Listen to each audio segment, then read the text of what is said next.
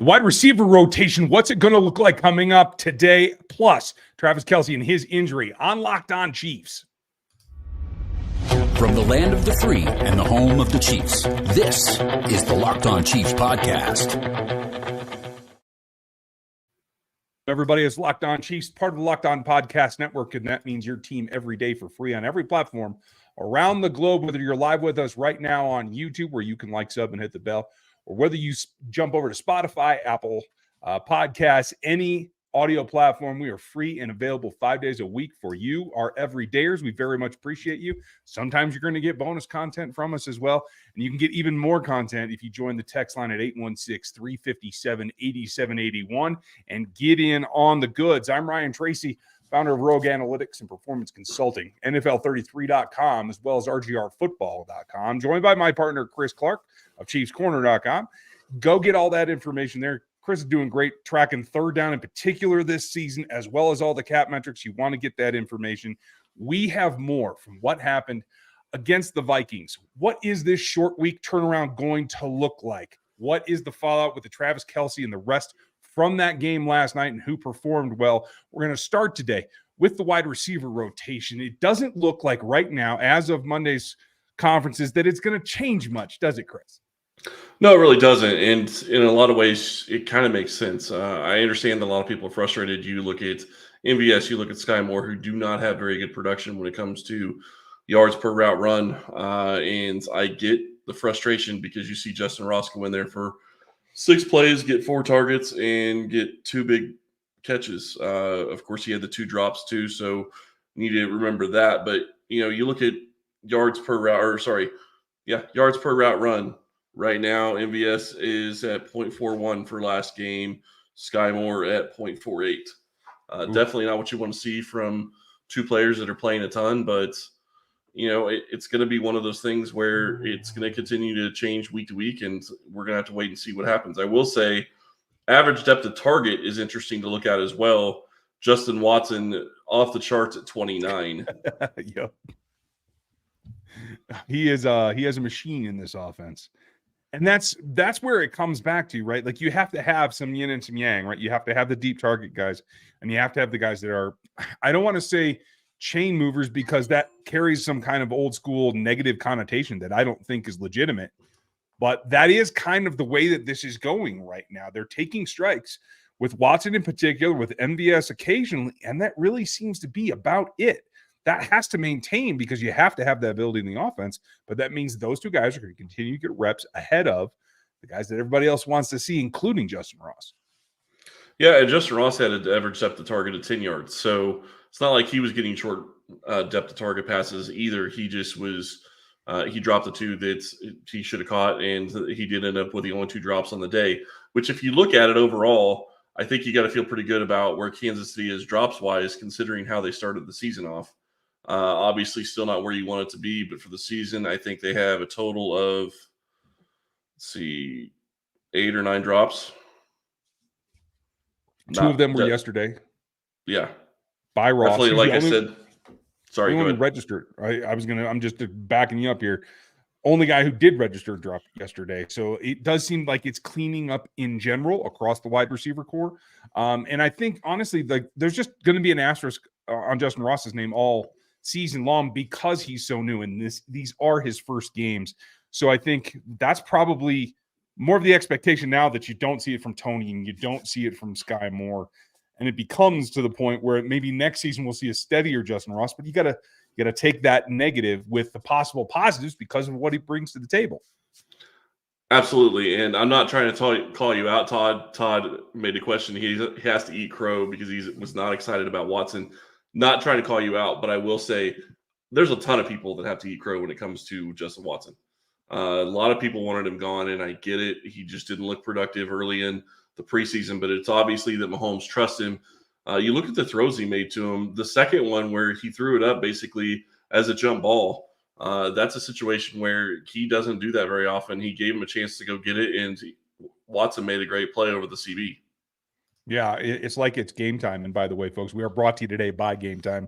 Download that app, create an account, and use our code LOCKEDONNFL to get $20 off your first purchase. It's last-minute tickets, lowest prices guaranteed. And that's what you have to do is you have to take those shots. Watson, I don't know this is sustainable. I don't know when we see the next adjustment by defenses is if this is going to continue to be more of a shot type limit for him, because I do think he can do other things. I was really encouraged by the fact that they got in the red zone yesterday and they took some slants into the offense. They were maybe not as effective as we would like, but it shows that the concept of doing that with this group of longer, taller, bigger bodied guys is going to continue to work. So you have to shift that around later. Maybe it doesn't change the number of snaps. It may change the number of targets. And I think it can certainly change the type of targets that we see when we get into the second evolution that we see every season with this offense after the base has been established and they start to vary off of it. Yeah, and I'm sorry, I keep looking down. I'm looking at stats, and one of the things that really sticks out to me when I'm looking at the wide receiver stats that I've got that I'm tracking, Travis Kelce, obviously not a wide receiver, but I'm looking at all receivers across the board, including the running backs. He's got an almost 20% target share for the season, 19.64. Who do you think is number 2? I'm going to say Rashee Rice. You're right. 12.89. That's extremely encouraging. And obviously you hope that he is going to get more snaps in the future. I think he will continue to get more snaps coming forward. But it's not like he doesn't have anything to clean up. There are things that he's going to need to work on in this game. He did a lot better this week. He didn't have a drop. I think that's a very positive sign going forward. He's getting rid of the concentration issues. That's something that he has to do to get more playing time. But he still struggles at time against man. Got to clean that up. Got to get that figured out. There are going to be times when he's going to need to beat coverage in order to give Patrick a chance. But the fact that Patrick is throwing to him as much as he is a great sign. I agree with you completely. And I think Matt Nagy mentioned him today as well, in that this is like the expected evolution, that he's going to make mistakes and he's going to fix things. And that's what they had planned for. And as long as that's within the framework of what the coaching staff had as an expectation and a roadmap, really, then I think you're on track. And let's be honest, all these things that we complain about the wide receivers are while they're getting W's. And at the end of the day, that moves you down the line more than that. And if you guys want to get into the next W, sometimes you got to get last-minute tickets. We're going to come back, talk short turnaround week, as well as the Travis Kelce injury, after I tell you a little bit more about the place that you want to go for those last-minute tickets. I was trying real hard to get to Minnesota, I have to tell you. It didn't work out in the end because of travel and a couple of other things, but I had options at tickets, and they were from Gametime. It makes the stress fall away when you're trying to get tickets to your last-minute ball game, concert, or any number of events that might be around town or in another town that you have to travel to. Green Bay, you might see me coming in December, so be prepared for that. You get all kinds of last-minute deals. You get flash deals, zone deals. You get to view the seat before you buy it. That's always a nice feature because I think the perspective of the game is very important for whatever venue you're in, whether it's Arrowhead or somewhere around the country. So you also get the most important thing, the lowest price guarantee, even protection against event cancellation, etc. So all you got to do is go get in the action at Gametime. Download the Gametime app, create an account, and use our code LOCKEDONNFL for $20 off of your first purchase. Terms do apply, but if you go and download the app and create that account, use the code LOCKEDONNFL for $20 off your first purchase, you get that guaranteed. You get all that guarantee. You get to view the seat. You even get a rebate of up to 110% of the difference if you find it cheaper. It's all at the Gametime. So check it out today. Last minute tickets, lowest prices, guaranteed.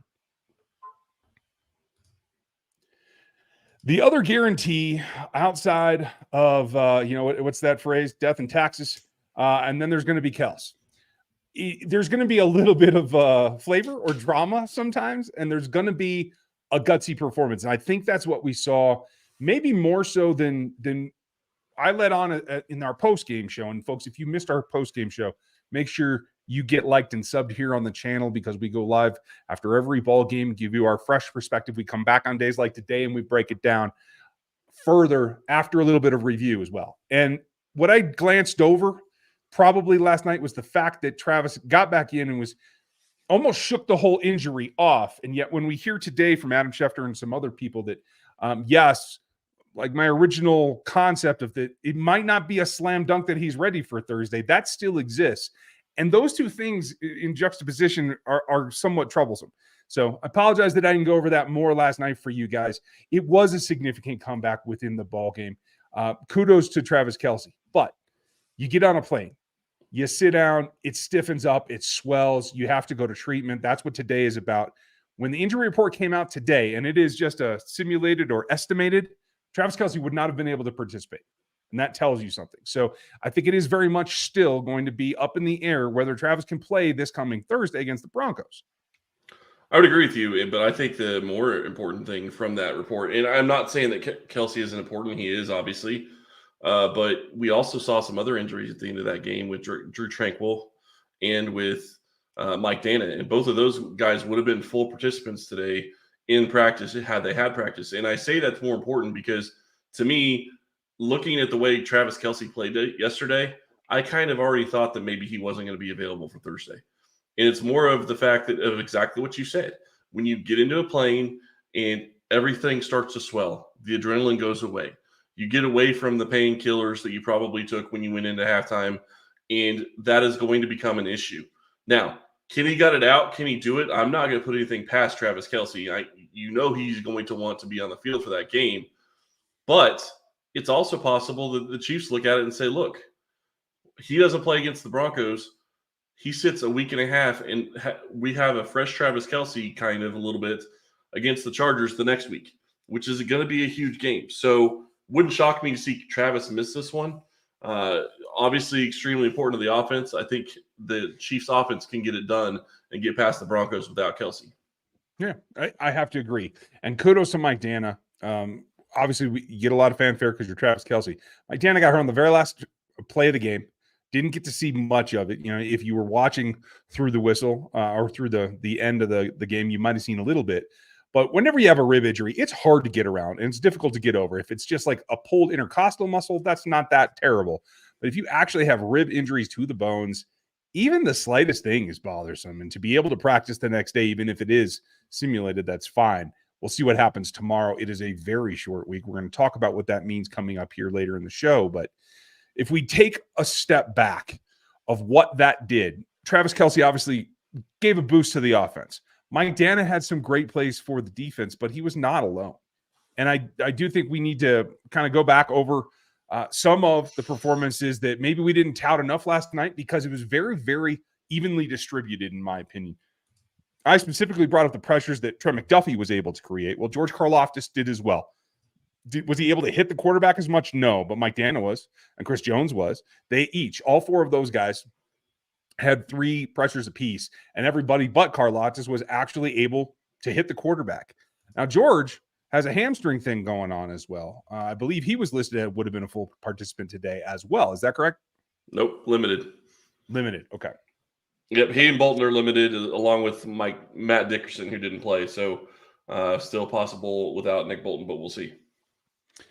I think when you take a step back at that explains a little bit, like we were talking yesterday, how we didn't see maybe what we expected, that George was set up for a decent matchup, and maybe we had hoped that he'd get a little bit more pressure or get home, that kind of thing. I think the hamstring itself kind of gives you a better idea of what that was. Leo, we know we got home, got the quarterback. Felix Enrique-Ozamo still kind of waiting on that. It seems like this next game is not going to be an opportunity to really change anything dramatic. No technique changes. You're not going to be able to come off the ball any better. Hopefully what it means is that back-to-back and knowing that you have extra days off following, that those guys are going to be able to bounce back. Because if George's hamstring is bothersome still, especially if he can't practice all week and then he tries to play, you have to go back to relying on what can you get from Leo Chenal as an add-on? What can you get from Felix as the base guy that might have to play instead of him, or at least in relief of him, you know what I mean, to go with Mike Dana and to go with Chris Jones? Yeah, and there's going to be a question, who you're going to have rushing the passer. And you mentioned, Chris Jones had 5 pressures, Karlaftis 3, Trent McDuffie 3, Dana 3. 2 of those guys got sacks. Leo Chanel got a sack. I think he's looking even better rushing the passer than I was expecting him to. But it's impressive that what he's able to do, and he continues to seem to grow every single game, which is something that's very exciting. And then you look at a situation where you're one game away, and I know we need to talk about the Broncos, but we're one game away from getting Amini back. Then you get a bigger boost to your pass rush, and that's going to be interesting to see how the Chiefs use that. And if he steps in, I can't imagine he's probably going to start week 1 against the Chargers. I would imagine he's probably going to have to get into playing shape a little bit and come off the bench, but that's fine. I think he can still give them a big boost at the pass rush position, and it's going to be really intriguing to see what this pass rush looks like here in a couple of weeks when he gets back. Yeah, I agree. Now, who's going to be ready for that? And what should this short week turnaround look like for a couple of guys that are either going to have to play a bigger role or might not be able to play as big a role as they normally are? We're going to hit this turnaround coming up next. Snap into action this season with FanDuel, America's #1 sportsbook. Right now, new customers get $200 in bonus bets guaranteed when you place a $5 bet. Go out to FanDuel. Check it out. Go look and see if there's any bets you want to place on the Green Bay Packers or the Las Vegas Raiders. They are playing tonight. That should be an interesting game. I'm not really sure that it's going to be a good game. I'm guessing that Green Bay is going to run away with it just based on the way the Raiders look. But go check it out and go see if there's any specific bets that you want to make on FanDuel. That's $200 in bonus bets if you win or if you lose. If you've been thinking about joining FanDuel, there's no better time to get in on the action. The app is so easy to use. There's a wide range of betting options, including spreads, player props, overs and unders, and much, much more. So visit FanDuel.com/lockedon and kick off the NFL season. FanDuel, official partner of the NFL. I think when you take a look at what this should be going on today, obviously a lot of treatment, a lot of trying to take care of yourself, get your body right. Sleep is going to be really important this week. So 10-10-10 practices are more likely. We're going to have at least a practice on Tuesday to see what they're ready for. I don't know how much we're going to glean from that. We'll see what Andy Reid decides to do with the practice schedule. But that said, everything that we talked about on the defensive front is also legitimate across the rest of the roster as well. We saw Josh Williams play about 50% of the snaps last night. Jerry Sneed led the way in the secondary with 55, along with Drew Tranquil, Trent McDuffie at 54, Justin Reed at 55. Everybody else had a little bit of time off, right? And they didn't have to be the Ironman. With Tranquil's knee, and as you said earlier, you hope that that's going to allow him to not have to push Nick Bolton.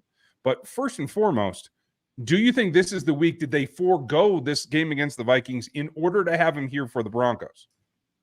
Nick Bolton, that is. Possibly. I think, you looked at this game, but I also say that you look at Tranquil. Tranquil was dealing with a wrist injury before going into this game. And I think that they were just figured that it would be better to have Nick Bolton. The other question that it comes down to when you start looking at those two players, Nick Bolton is going to be on a short week too. And if he's limited in practice on a day where they didn't actually have practice, I think it was closer to doubtful that he was going to play in the last game, regardless of them calling him questionable. So it's going to be a big question. And unfortunately, you could be right. Maybe they're going to end up in a situation where Bolton is going to have to force the hand, or Tranquil is going to have to force the hand of them playing Bolton because Tranquil's not going to be able to go, or they're afraid that he won't be able to go for the full game. Tranquil's been fantastic for this defense and is a huge cog in the middle of the defense. And when he's been coming in for Nick Bolton, regardless, you would hope to have both those guys healthy. The bigger question, though, I guess, is how do you feel about the backup of Tranquil if Tranquil gets hurt and can't finish the game? Because that could be a huge issue if you don't have Bolton. And how do you feel about Bolton on another basically 2 weeks of rest getting ready for the Chargers game? I feel like, especially with the Chargers themselves being what they are and the way that they play the Chiefs, I'm okay taking that risk of either having to have Leo step in. If Tranquil were not able to complete this ball game at the middle, you could put Leo in there. They seem comfortable with Jack Cochran getting reps recently. So I think they at least feel as though that's a viable option as well. So I think the side of caution here is probably more prevalent. The best thing to do when it comes to Nick Bolton, as well as Travis Kelce, although having one of your stars out on both sides is troublesome, that may be the best thing for this roster going forward against a Broncos team that I'm not sure until we talk maybe tomorrow or the next day if they're really going to be able to put up a threat against the Chiefs. Yeah, it's going to be interesting to see what Sean Payton is going to be able to get out of that team. They've looked good at times. They've looked horrible most of the time.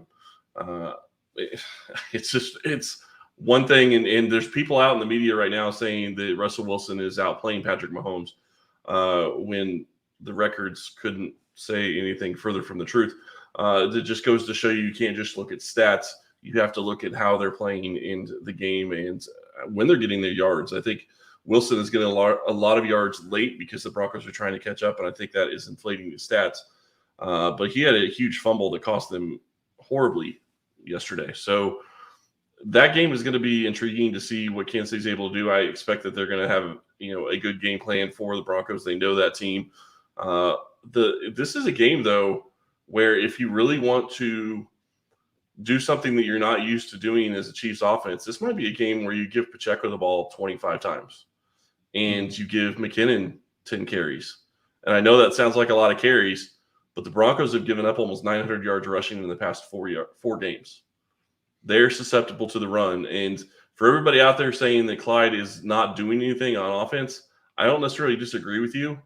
But the key there is you have to have him playing some, because you have to be getting some snaps away from Pacheco and from McKinnon because you want them healthy late in the year. And I don't think they feel like P. Ryan is a guy that can step in and play that role.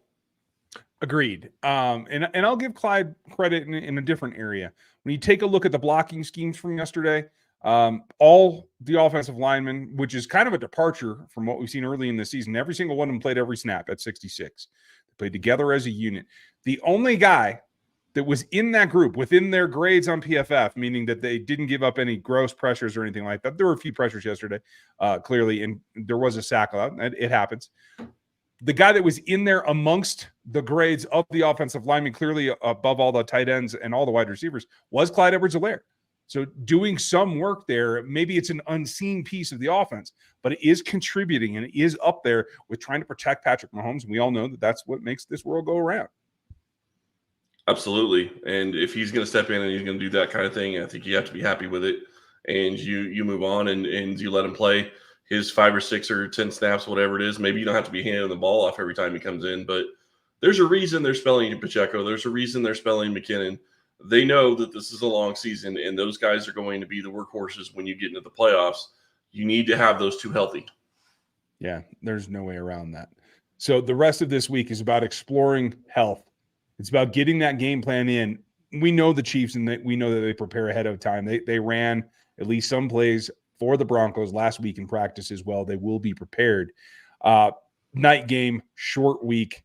Just be ready to come out and be explosive. I think the biggest question tomorrow will be Travis Kelce. We'll see who else. But there are other questions, and you guys have some of them as well. We do try, especially early in the week, to answer a couple of your questions, and we'll get to that here in a second.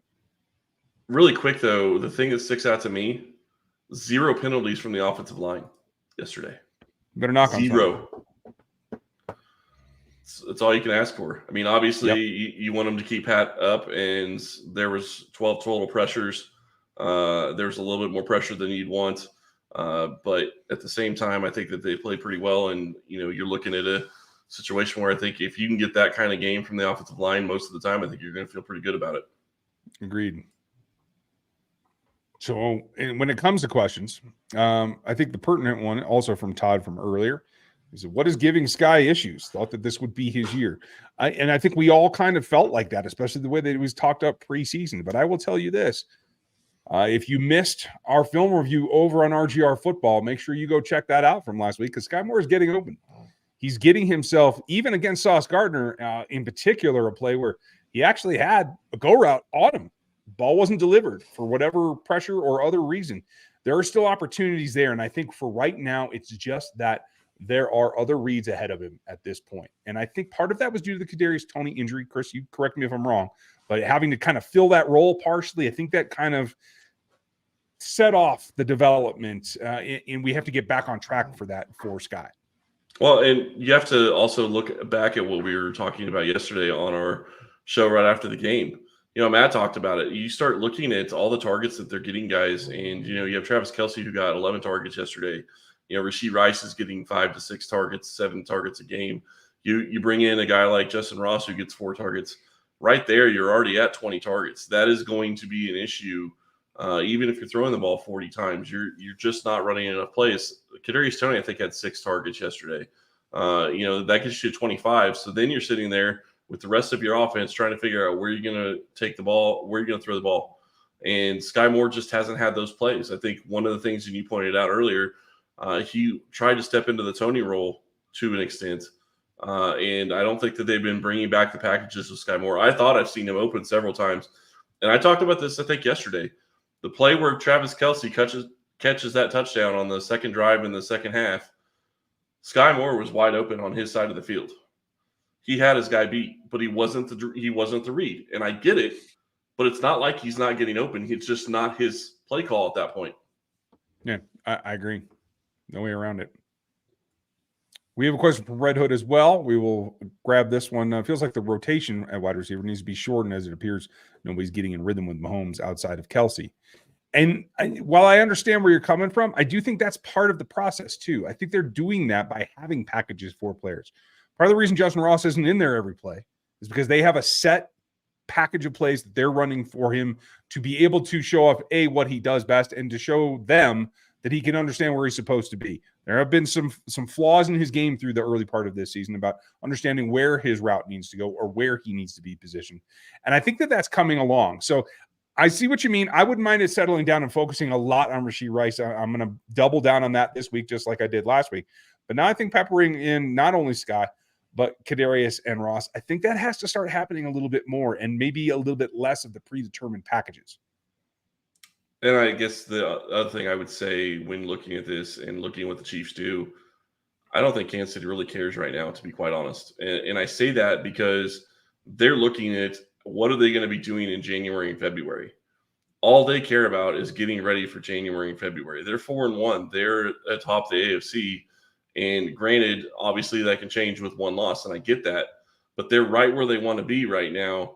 And they're already looking ahead. Okay, where do we want to get to in January and February? Because they have to plan on how are we going to get these players ready for that experience in January and February. And I think that's exactly what they're trying to do here. And I think that's why you see them trying to get as many guys as involved as you can. Because think about it. If you can get, Rashee Rice and Sky Moore and Justyn Ross and MVS and get all of those guys going by the playoffs, you're going to be able to run way many more things than you have been able to do so far this season. And it completely opens up the offense. And maybe you don't have to rely as much on Travis Kelce. That is, I think, where they want to go. I want to touch on this one really quick. It's not a question. I disagree with this. And I disagree with it because you look at Rashee Rice, and I think Sky Moore is getting open as well. You can say that George Pickens is good, and he is. He's a good player. I wanted George Pickens instead of Sky Moore. But there's a reason he's not in Kansas City. One, that was the injury, I think, was partially a part of it. And it's to the character. I don't think that they wanted him here because of the character. That's my 2 cents. That could be. And we also have to recognize that there are guys that fit into the roles in the way that the Chiefs use receivers, maybe better than others. And I think Pickens was maybe a little bit of a narrow route tree. Maybe they didn't feel that he was had enough variety to his game to work for them in the way that they want. I'd argue that I'd like to add whatever he has to the offense, but that's me. I'm not Andy Reid. And so while I don't disagree that, yes, that would have been a successful pick, I still, I think despite what is a slower starting period, that it always is an Andy Reid system. I'm not sold that Sky Moore isn't going to end up being the more contributing player come season 3 and season 4. We'll see. And I know you're a big Georgia fan, so that kind of helps you with that scenario as well. But I'm curious to see what they're able to get through with the rest of the wide receivers. But again, like I said, they're really trying to play for January and February and trying to get everybody ready, and that's the important thing. Because the other side that we haven't talked about when it comes to the wide receivers is you have injuries. They're going to happen. You have to have as many healthy players as you can, and you have to have guys ready to go regardless. Yeah, Richie James illustrates that. Yeah, you all remember Richie James? Yeah. That's going to happen again this season. It's going to happen maybe twice. You're going to lose some players. So it's going to be about the depth that you're building, and I think that is a quality that hits in December and January. We're going to ask Matt about that tomorrow. Matt Derrick from Chiefs Digest, the beat reporter on the scene, will be with us tomorrow to give us the insight from what this week looks like inside the Chiefs organization. If you want to find out about that and more, hit the text line at 816-357-8781. Get yourself signed up there. We're going to be back with Matt tomorrow. We will then have a pregame look at those Broncos and get ready for Thursday Night Football. Hope you guys are ready for it. It's going to be a quick week, but we're going to have fun. I hope that you will too. We appreciate you being with us. Make sure you like, sub, hit this bell, get on this team. We are moving forward with your Chiefs every single day. Thanks for listening. We'll talk to you tomorrow.